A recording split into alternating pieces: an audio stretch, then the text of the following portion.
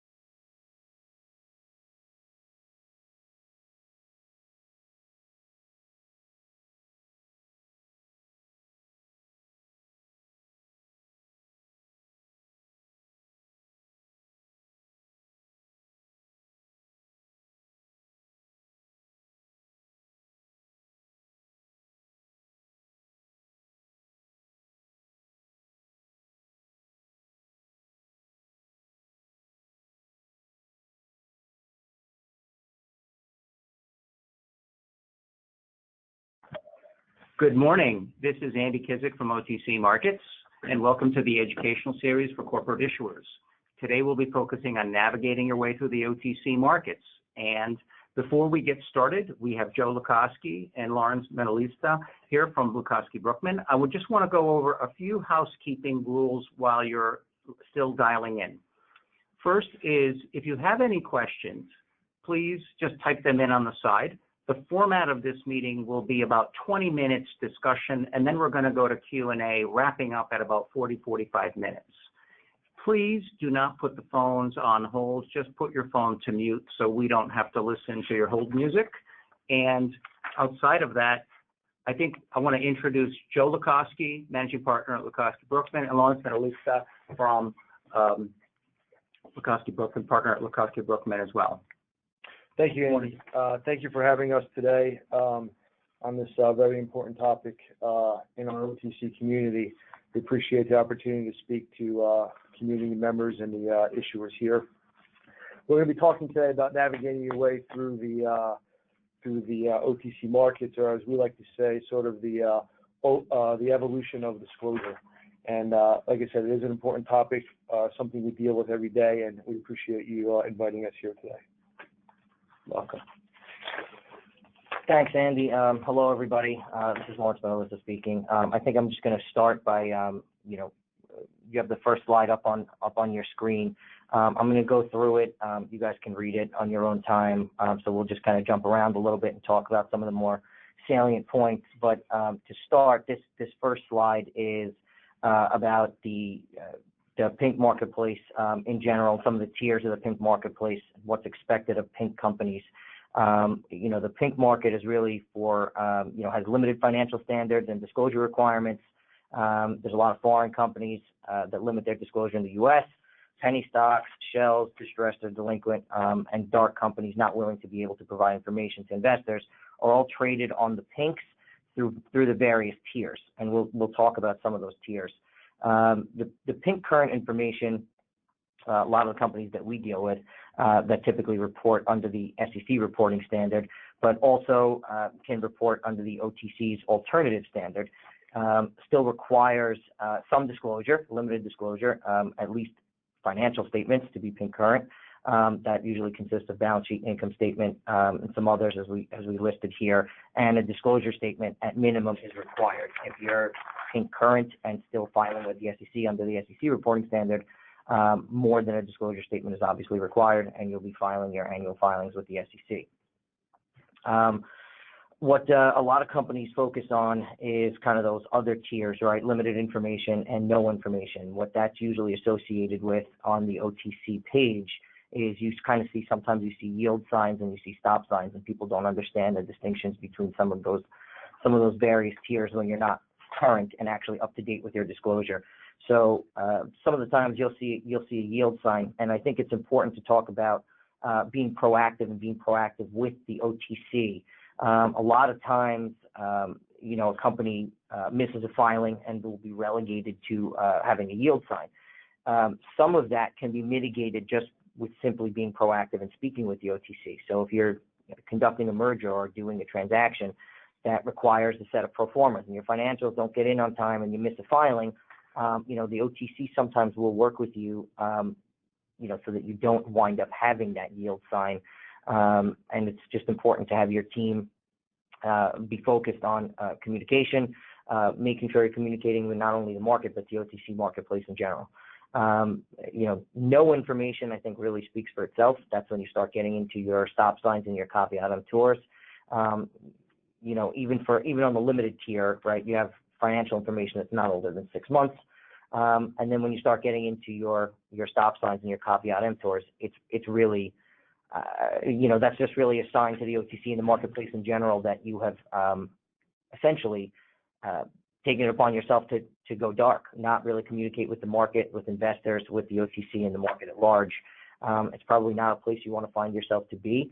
What we're here to discuss is how to kind of navigate your way towards getting out of those different types of tiers and the benefits that you see by moving from the pinks through not just the tiers of the pink market in general, but then also going through the OTCQB and OTCQX, and hopefully eventually onto a senior exchange. And we're here to talk about the benefits of those.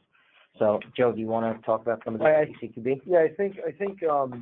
Thanks for that overview, Lawrence, of the pink marketplace. I think that's let's just put this in perspective for a second and take a step back. As we talk about the evolution of disclosure on the OTC markets, I just want to sort of paint the overall picture. This may be sort of very fundamental, but I notice we have, a good amount of people on here. I'm not sure what the level of comfort is with all of our listeners. So let me just set the stage real quick in the context of what Lawrence has just said. So when we speak about the evolution of disclosure, there's really 3 tiers that we focus on here at the OTC markets, or we're going to focus on, I should say, today. 3 major tiers, and then there's some, segments that break off from those tiers. But the three main OTC markets that we're going to tiers that we're going to address today is the pink market, which Lawrence just covered, and that's generally for companies either just starting out or have no disclosure on file. Then, as companies get a little bit more comfortable, a little bit more settled, they can move up to the OTCQB, which is a higher level of disclosure and some other requirements. And then finally capping off with the OTCQX, which really is where most companies want to find themselves at the end of the day if they plan on not going to a senior exchange, or quite frankly, even before they go to a senior exchange. So those are sort of the broad overview: the pink market, the OTCQB, and then ultimately the OTCQX.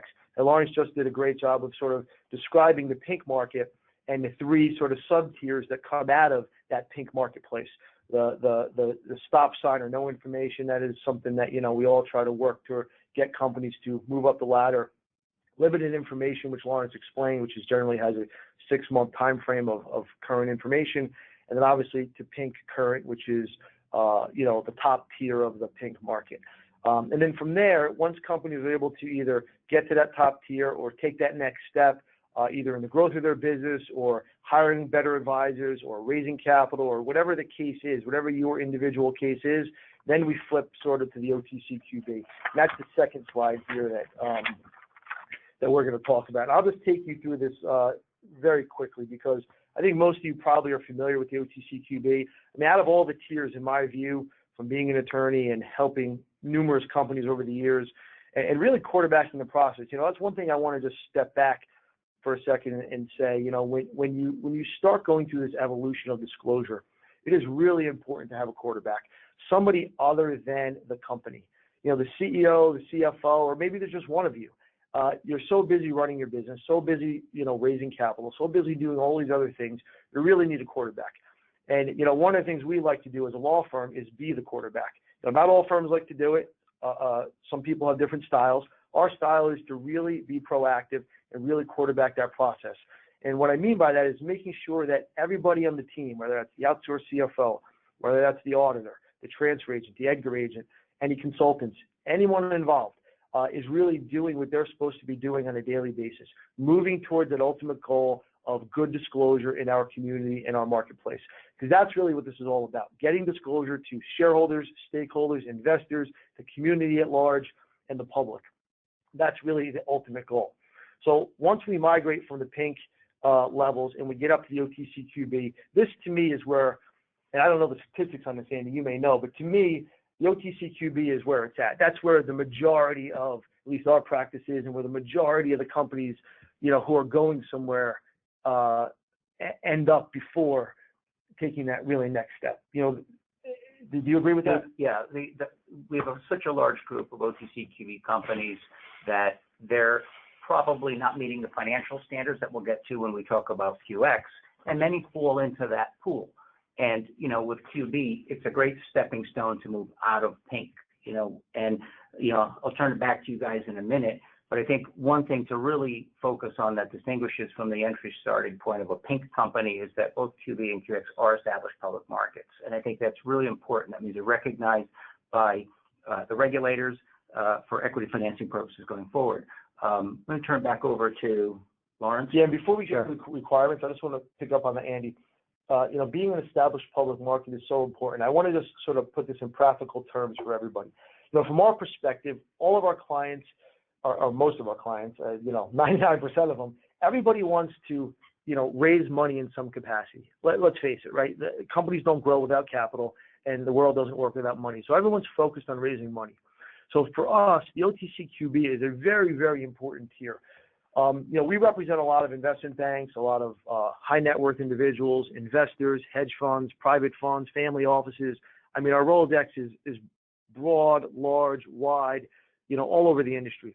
And one thing that we hear constantly from the money side is that I, for the most part, unless I'm in love with the company, unless I am so familiar with an industry, unless I have, my brother-in-law who's running the company, I can't invest in the company that doesn't have good disclosure. It is just not a place to get money not having the right disclosure, especially when you get to the lower tiers of the pinks that Lawrence described, the stop and limited information. So this OTCQB is really the first stepping stone where the whole world of new possibilities open up, where funds start to take a look. And then we're going to talk about the OTCQX in a moment and all the better and bigger advantages even above the OTCQB. But I just want to make that point. The reason, it's so important is that investors really want to see disclosure and information, on an ongoing and current basis. So I think with that, Lawrence, maybe you could take us through some of the requirements of what it takes to be on the OTCQB tier. Sure. Thanks, Joe. And those are all very good points. I'll walk through some of the eligibility requirements. These are not all, but we'll work through some of the ones that are on the slide that you're seeing right now as the most salient points. Audited financials, and a lot of times, we do get a lot of grief about this, the minimum bid price of at least a penny. But I think that's a pretty easy standard for most good companies to meet for the most part. That's something that we could certainly talk offline to any of these companies about when they have issues. And a lot of that stems with, things that are, I guess, beyond the company's control, right? But at the same time, I think a minimum bid price of a penny is more than reasonable and very fair. Cannot be in bankruptcy, 50 beneficial shareholders, again, each owning at least 100 shares. That is not, again, a difficult requirement to meet. I think that probably stems from some of the things we'll maybe get into at the back part of this when we're talking about reverse mergers and some of the reasons why we have those requirements, and what the OTC is trying to weed out with respect to, just looking at good companies, having good companies, good corporate citizens, and companies that are essentially, real and that the investment community can get behind. Public float of at least 10% of the total issued and outstanding. Transfer agent participating in the transfer agent verified share program. That's important. That's important for multiple reasons. This is something that's that's happened, probably within the last, I think, 12 months, Andy? Yeah, in about the last 2 years. The So last 2 years. Transfer Agent Verified Shares Program accelerates the reporting of the share capital of the company to at minimum monthly from what we used to be quarterly. So this way you can really vet out your better participants, and therefore, you don't have unannounced reverse splits or things that could impact the capital structure of the company and the corporate governance. Yeah, to me, Andy, this is one of the greatest things the OTC Markets has done. Yep. Because anybody who's been in this industry for greater than 10 years, back before they changed the rules in 2008 for Rule 144, used to have investors and shareholders. They'd call the transfer agent 1,000 times to get a share count daily. It would never be posted, and you have to wait to the next quarterly filing. And it would just be a cluster bomb. And this has really provided the community at large with better data, more current data, to make our community and our marketplace, more efficient and better for investors and shareholders. And now you can go right to the site, to OTC Markets, and look at the company, follow the ticker, go to the securities page, and you'll see the date stamp when it's there. And for, OTCQB is an emerging and venture market. So this really bridges that gap to help companies start to become, like you said, Lawrence, better corporate citizens. And there's guardrails in place, and the guardrails are designed as our compliance process. So, Yeah. So, and talking about the compliance process, right? Obviously, there's one more bullet point here for international companies. Again, I'm not sure if there's any international companies on the line. We actually represent a number of international companies that have come onto the QB. Actually, lately, Australia is becoming a very nice market that's opening up. We can talk offline to any international companies that have any questions. One thing, Lawrence, before you get to the next bullet, I just want to say, out of these eligibility requirements, the Transfer Agent Participation Program is a wonderful development. But one of the things to pay attention to, I want everyone out there to really just pay attention to, you have to pay attention to all the requirements, but the one that we've been seeing recently that is kind of throwing a little bit of a curveball to some of our clients is this public float of at least 10%.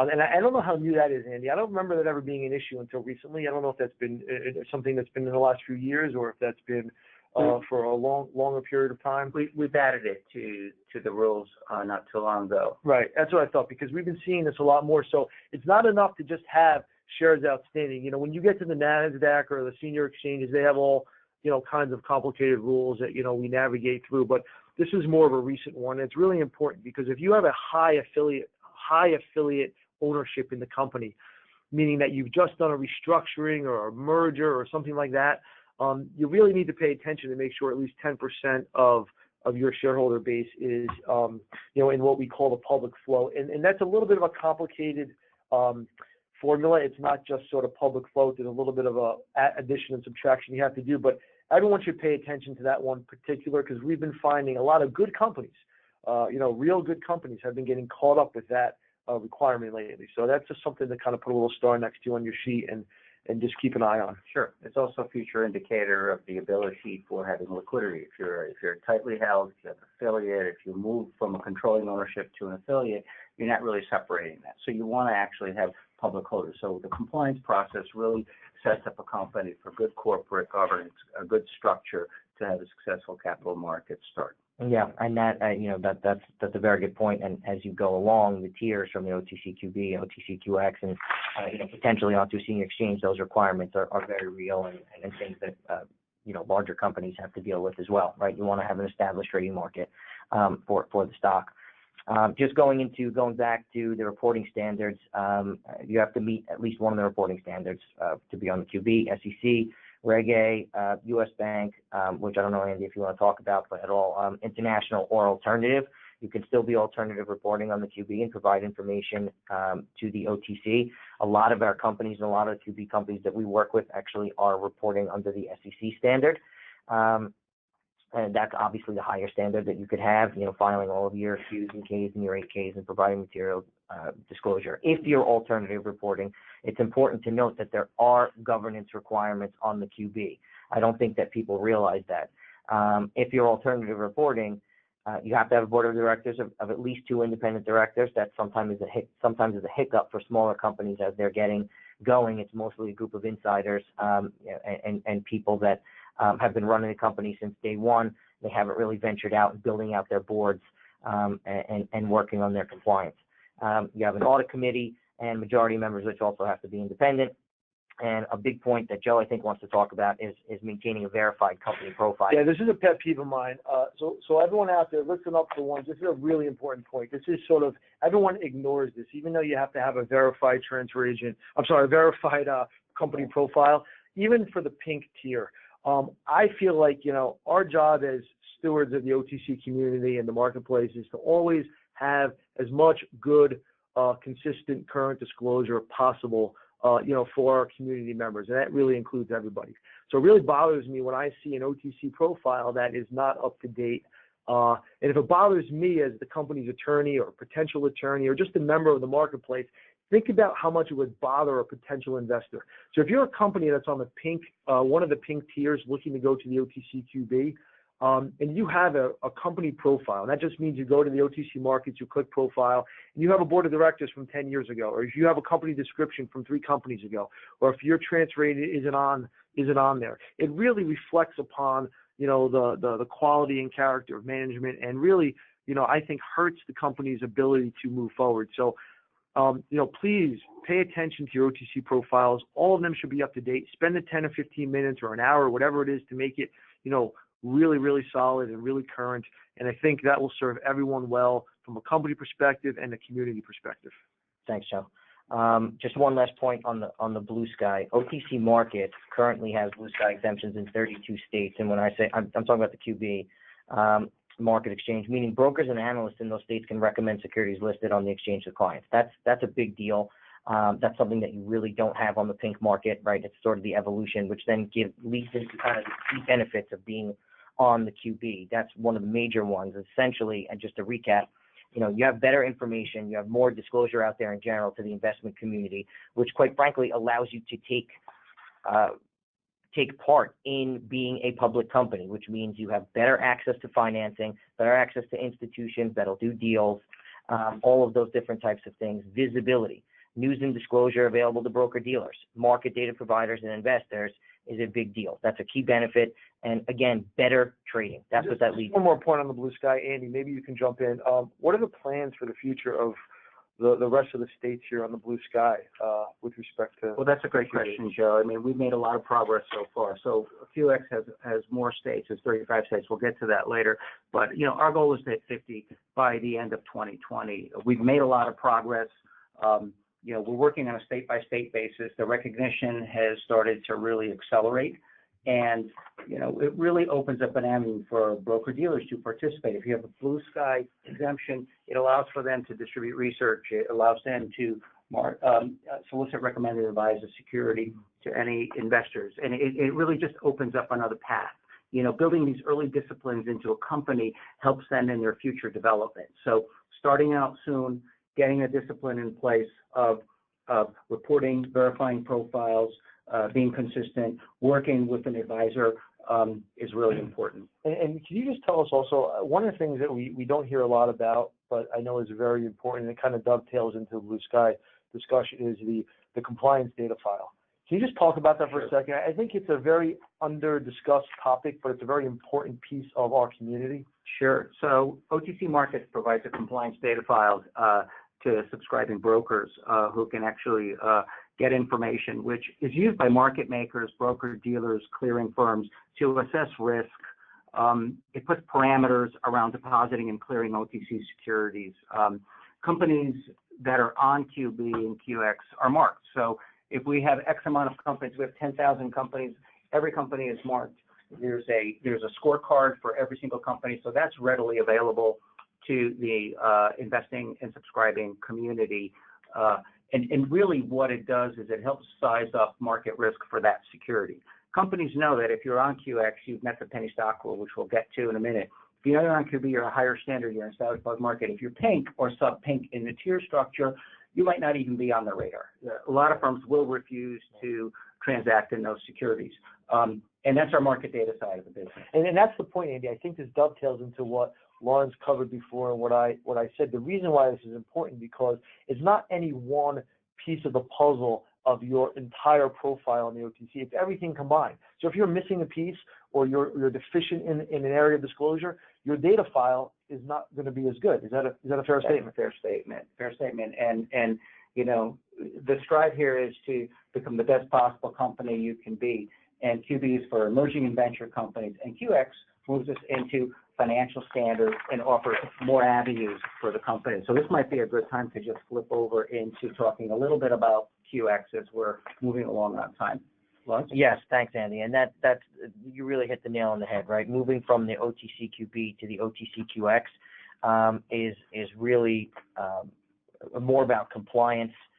Again, gaining more visibility about your reputation and kind of getting ready for that next level. When I say next level, eventually I mean potentially getting to a senior exchange, right? There are requirements on the QX that are not on the QB. For instance, and we don't have to go through all of these, but again, corporate governance standards is very important to discuss. We discussed some of that on the alternative side on the QB, but to be on the QX, you have to have at least 2 independent directors, an audit committee, majority of which are made up of independent directors, actually conduct annual shareholder meetings, make annual financial reports available to shareholders. That's something that I wanted to focus on for a second, only because even a lot of our companies, many times, even on the QB, do not hold annual shareholder meetings. That's important. It's important to communicate with your shareholders. It's important also to comply with state law, which typically requires that you hold shareholder meetings. And I understand that there's costs involved and things like that. And we can work with companies to ensure that those costs don't spiral out of control. Yeah, that's a great point, Lawrence. You beat me to the punch there. Another one of my pet peeves is the companies that do not hold shareholder meetings. It is so important. And, recently we've found ways to, reduce the cost of shareholder meetings. And, we can certainly explore those with any of the companies that want to do that, but you have to do it. It is so important. It will hang over your head. We're starting to see more and more shareholder and investor lawsuits about not having shareholder meetings, derivative actions. And I'm not talking about big actions that make the Wall Street Journal. I'm talking about little annoying slap suits from shareholders that these plaintiffs' lawyers are starting to come up with more and more. So having your shareholder meeting is so important. And again, it doesn't have to be complicated, doesn't have to spend a lot of money. It just has to be done. And it is a requirement for the OTC QX. Yeah, I would add that, the biggest distinguishing feature for OTCQX is that there's no penny stock allowed. And really, the no penny stock rule is rather simple. It's not just, it's a $5 stock. Basically, there's a market cap, net tangible assets, operating history, revenue test. And that really distinguishes as defined by the SEC. And I think that's really neglected. So it really helps the standard. It helps a company to meet the standard, because then all of a sudden the investors, the broker-dealers, the clearing firms take a different view on how to approach the security. And again, financial, it's a financial hurdle for QB companies, but it's one they can aspire to. Yeah, and I'm sorry, that's Andy, that's a great point. I was going to lead into my next point, because one of the standards is the fact that you actually have on the QX a minimum financial standard. Right. So what that means is net tangible assets of $5 million if operating less than 3 years, or $2 million if operating for more than 3 years. That standard in and of itself means typically that the companies are seasoned. They've been around. They have actual operations. They don't necessarily have to mean cash flow positive, but it means that the company is more established. They're on a different tier and kind of moving towards where they really want to be. More than likely is eventually somewhere like the QX or a senior exchange, right? That company has been operating. And just to follow up on that, Lawrence, I think what Andy said is so important, because there's this big misnomer in the industry. We hear it all the time, that a penny stock is anything under $5, and that's just not the full definition. So I think there's a lot of confusion. Even attorneys we talk to tell us this, and they're just not right. So I would encourage everybody to look at that penny stock definition and really study it, because there is more than just stock price. But one thing I also want to cover before we move on to some of the do's and don'ts and questions is the cost, Andy. I think it's important to just let everyone know that the cost of being within the certain tiers, it's not as astronomical as people make it out to be. Absolutely not. I mean, joining QB is around $15,000. There's a small setup fee and an annual charge, and then QX is $25,000. So there's a $5,000 setup fee one time, and then $20,000 annually. So it's quite a digestible cost for the corporate issuer to absorb in segmenting themselves and stepping apart from the rest of the companies off pink. Yeah, before we move on to the Q&A, can we just talk, Andy, real quick about the benefits of the OTCQX? Because, we get a question all the time, the OTCQX versus the QB. Why do I want to pay the extra money? And what does that really mean? I just got to have more requirements and pay more money. Well, what do I get for it? That's the biggest question. I think one of the biggest features for the company is how many eyes are you going to get on the company? What are you doing? If you meet a financial acumen, if you meet a process of corporate governance, which is seasoned, as I think that's the best word I've heard, it's really about visibility. What do we do for visibility? You look at the CEO video series. That's distributed. Our website gets 5 million hits. Opening up the first page, having an interview with the CEO. We have the virtual investor conference, which is a way to reach investors, which is a very broad way to do that. So basically, you can sit in your desk. We can arrange that. We do it topically. It includes a free virtual investor conference when companies come on to QX, and we schedule that. So basically, you sit at your desk. You access multiple investors. We just did one in the cannabis space. We had close to about 1,400 subscribers that dialed in. And it's not, I think what you're reaching is if you go down the tail of the dog, so to speak, you're going to have large institutions that you're going to target to meet. But you're talking about family funds, individual investors, getting access to those people that you might not normally be able to reach in a really cost-efficient and successful way. Because And tell us also, Andy, how did from the broker-dealer, we talked about the data file a little bit earlier, but tell us just from the broker-dealer standpoint, if they're looking at, if they're a wealth manager, and they're looking at a QX company versus a QB company, how do they perceive that internally for compliance, and what's their appetite to look or get eyes on an OTCQX versus a QB or a PINK? It shows seasoning. It shows commitment to being a good corporate citizen. Different institutions have different risk models for the types of companies that they will invest in. But fundamentally, if you're on QX, you meet the highest standard. Okay, I would honestly say that companies that meet QX are really getting a very good benefit because there's from a broker perspective, you're not subject to index volatility. So if there's a big movement in certain industries, you're not going to get knocked down. Brokers can isolate this. With about 415 companies on QX. It's quite a large market cap. Again, you add visibility, you add the ability to meet the financial standards, and institutions will look to QX first. It's really the top. It's the top tier in our market. Right. And that's a good point. A lot of the things that you just said, Andrew. Thank you. I just want to also reiterate. I think that there's something to be said also for the OTCQX being essentially a training ground for going to a higher exchange. That's really something that I wanted to hone in on because we've done a number of uplifts from the QB to a national exchange to the NASDAQ, New York Stock Exchange, and even that's true. But what a lot of people don't realize is that without actually performing some of the governance requirements that we discussed, and sometimes people are caught off guard. Right, CEOs are caught off guard. They've not done a lot of the different types of things, or been exposed to a lot of different types of things that's required by a senior exchange. The governance requirements being one, having subcommittees, independent members, running the company really on an independent basis, where the CEO is not the only voice in the room. But outside of that, also, Andy, you made a good point.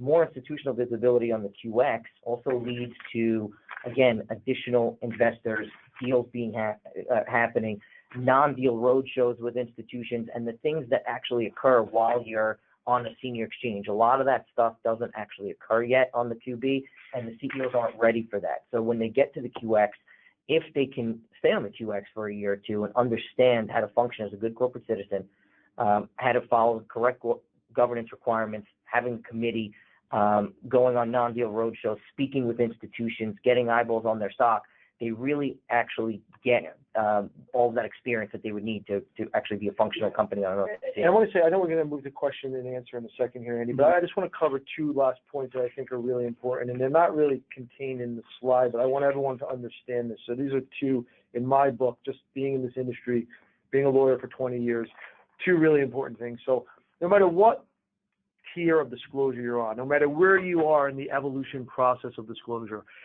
you have to build the right team. And I want to talk about two concepts of building the right team. First, you need to have a quarterback. In our world, we are generally the quarterback as the law firm. I think every lawyer should be the quarterback because, we're the ones who generally interface with the OTC markets, with the transfer agent, with the Edgar agent, with the company. Unfortunately, a lot of times with the auditor, no offense to the auditors out there. So we're in the best position to sort of see the entire framework. And I know a lot of law firms don't like to do that, and they like to just do their piece and, write their disclosure and review their contract. That's great. But our approach is a little bit different. I think if it's not the law firm, somebody needs to be that quarterback. That is super important. Somebody has to wake up every day and check a box and say, what is every member of my team doing to advance this process so we can have the best disclosure possible and move through that evolution. And number two, and I think this is probably might even be more important, number one, all the companies out there that are going through this process, you have to find a good outsourced financial consultant. As lawyers, we all like to think we're the most important people in the room and we're the most necessary to the process, but I will tell you we are not. We do add value, especially at our firm. We try to be good quarterbacks. We try to add tremendous value.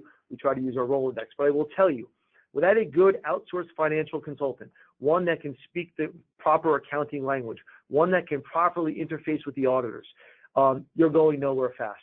And, one of the things we do at our firm is, we have a Rolodex of, 15, 20, I don't know how many outsourced CFOs, Lawrence, have we worked with over the years. And, we keep a good file on everybody. Not every CFO is right for every company. Depends on the region of the company, the industry, personality, fees. So, that is really, really important because without financial disclosure, you can write all the legal disclosure you want. If you don't have financial statements, you're going nowhere fast. And I think we need to just keep focused on that. Yeah. Yeah, that's a great point, Joe. That's important. It's important to discuss, especially when you're getting kind of away from the pinks and reporting on the QB or the QX, especially because that's when MD&A becomes important. You need to have a management discussion and analysis section, which is essentially your ability also to explain to the investment community what's going on with your financials, right? So I don't think that we need to go through the major differences of OTC tiers. Should we move to Q&A, Andy? I think we should move to Q&A. Do we have any questions that are popping up? I see we're populating pretty quickly here. Okay, I see one here. Do you require to appoint a sponsor for QX, and what does a sponsor do? Joe, this is a good question because Lukowski Brookman is a QX sponsor for companies. Maybe you can kind of explain a little bit, outside of the services that you have, but tell us a little bit about that process and what's required to the market as a third party introducer or verifier to the space. Thank you, Andy. Yeah, we've been a sponsor now, I think, for almost from the beginning when they started the sponsor program. I think it's got to be almost 8 or 9 years now because I certainly been paying my fee every year for the past 8 or 9 years. We used to call it the designated advisor, the DAD and PALS principal. We switched the name to QX sponsor, and the role of the sponsor is really to verify the information for the company and issue a letter to OTC Markets that the information is posted and verified. But what you're describing in the whole presentation is there's more to that. You become a partner with. Yeah, there's more than that. And it's so funny. I still have my little plaque that OTC sent me from the beginning when we were DAD sort of advisors, which we have in our conference room, which is a nice little side note. But look, for the OTCQB, there is no sponsor that's necessary. It's it's really a QX concept, and you absolutely do need one.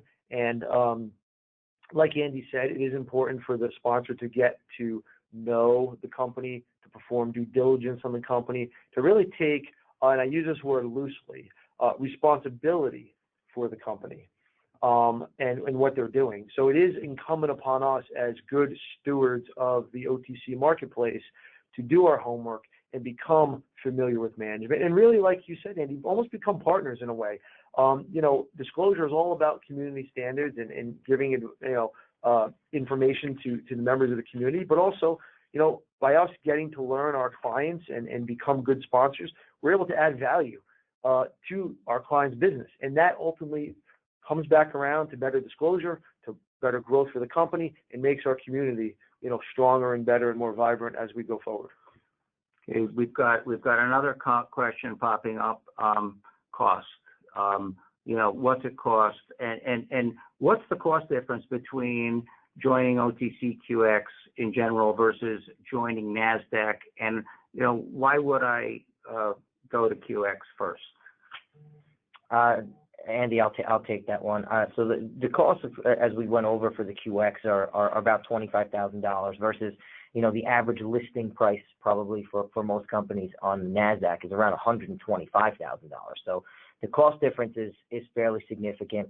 And as we discussed before, the OTCQX gives you, as opposed to the QB and the pink markets, gives you again greater visibility, a reputation, right? I mean, you have enhanced reputation with the market makers, with the broker dealers, institutions.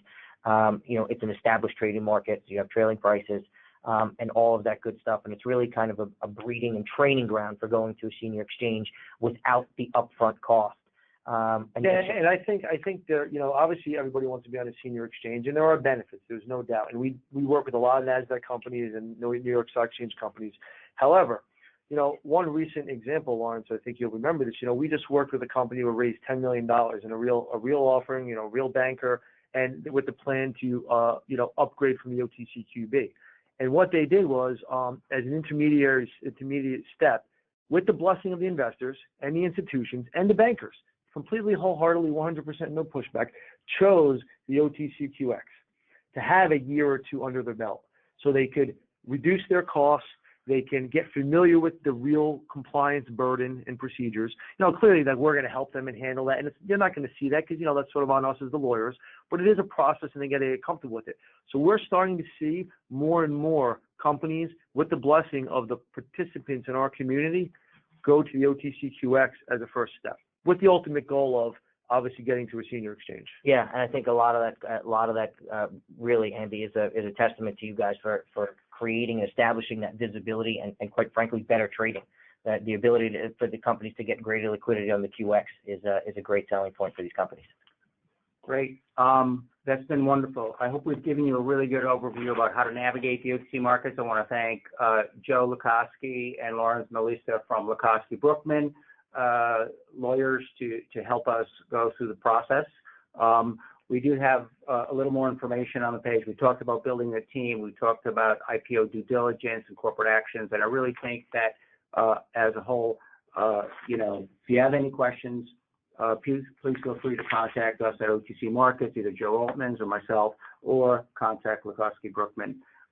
This presentation and a link to the webinar will be made available and distributed to all who have registered. It will also be housed on our website at OTCMarkets.com, and it will also be distributed out to Lukoski Brookman for a link. So I want to thank everybody, and that's all. Signing off. Thank you, Andy. Thanks.